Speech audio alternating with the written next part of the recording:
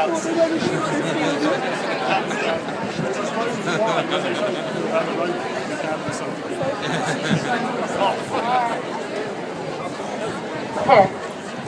Can you all hear me? Yes! Great. When I was thinking of the legal aid solicitors and barristers that I've come to know and admire, the following quote from Roosevelt, who gave a speech at the Sorbonne in 1910, came to mind. And I wanted to share it with you. It's not the critic who counts, not the man who points out how strong the strong man stumbles, or where the doer of deeds could have done them better. The credit belongs to the man who is actually in the arena, whose face is marred by dust and sweat and blood, who strives valiantly, who errs, who comes short again and again, because there is no effort without error or shortcoming, but who does actually strive to do the deeds, who knows great enthusiasms and great devotions, who spends his time on a worthy cause, who, at the best, knows in the end the triumph of high achievement, and who at the worst, if he fails, at least he fails while daring greatly.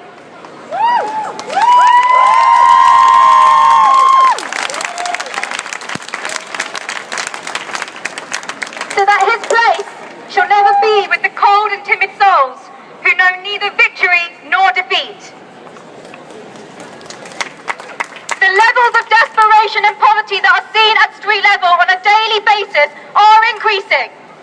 More families, children and young people are finding themselves unemployed, homeless and destitute. Unfortunately, unstable economic times can lead to further pressurised and fundamentally unlawful decision-making by local authorities. It is at times like this that the most vulnerable and marginalised in our societies require our distinguished judicial system, the safeguards of checks and balances between the executive and the judiciary, and the rule of law to protect them and ensure that lawful, rational and proportional decisions continue to be upheld.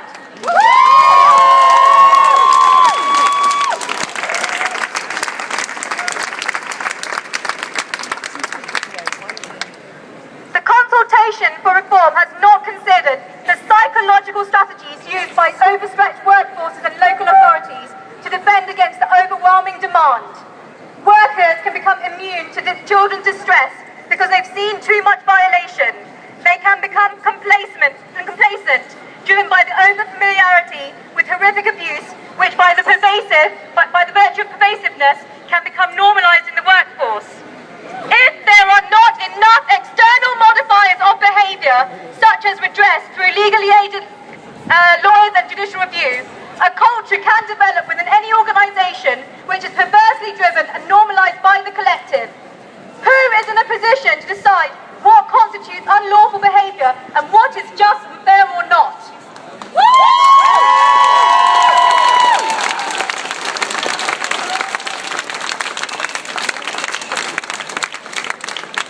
These proposed reforms seem to come from the basic presumption that children and young people are well-versed litigants with an acute understanding of their legal rights. In a consultation paper, the understanding behind such decisions or lack of unlawful decision-making can become disconnected from the children's reality that they contend with and the myths that pervade our popular culture. As such, this leads to a misinformed conversation and solutions that result with little to do in addressing the true structural problems that are within our society. The state has been organised with the assumption that every child has a responsible carer in their life. The proposal assumes that public bodies are operating in accordance with legislation. This is not always the case. Legal aid solicitors and barristers who assist vulnerable children and young people are the men and women in the arena.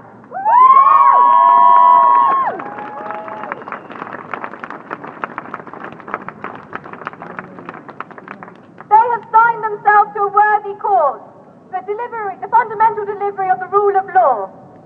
The majority of legal aid solicitors and barristers are not paid bar salaries.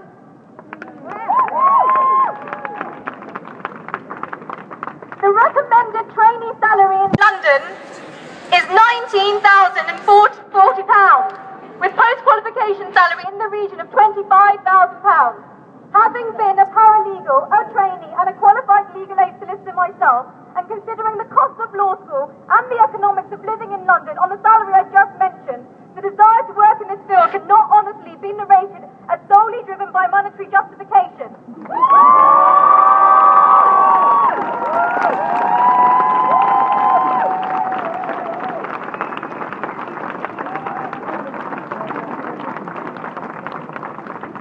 The best legal aid solicitors and lawyers that I have the privilege of knowing and working alongside could equally use their vast intellect and aptitude in the commercial sphere if they so chose. Not all lawyers are fat cats.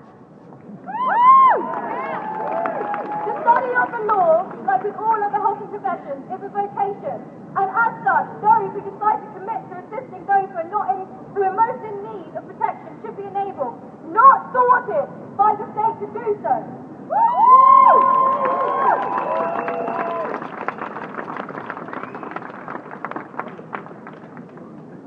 The scope and quality of our legal aid system was something that set us apart from other democracies. These current proposals, in addition to the changes made in the last few years, have adversely affected the most marginalised and vulnerable children and young people in society. Without equal access and recourse, I have grave concerns that these reforms will be complicit in creating further suffering and trauma. The economic and emotional cost for the nation of this trauma will be far greater in the long term than any short-term savings meagerly acquired through these proposed reforms.